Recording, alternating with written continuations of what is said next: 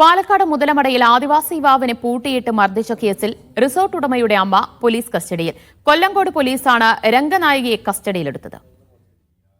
Resort ഉടമയുടെ അമ്മയുടെ തെങ്ങിൻ തോട്ടത്തിലെ ജീവനക്കാരനായ വെള്ളയൻ എന്ന 54-കാരനാണ് റിസോർട്ട് പരിസരത്ത് കണ്ട മദ്യം കുടിച്ചതിന്റെ പേരിൽ 5 ദിവസം മുറിയിൽ പൂട്ടിയിട്ട് മർദ്ദിച്ചത്. സംഭവത്തിൽ റിസോർട്ട് ഉടമയുടെ അമ്മ രംഗനായികയെ പോലീസ് കസ്റ്റഡിയിലെടുത്തു.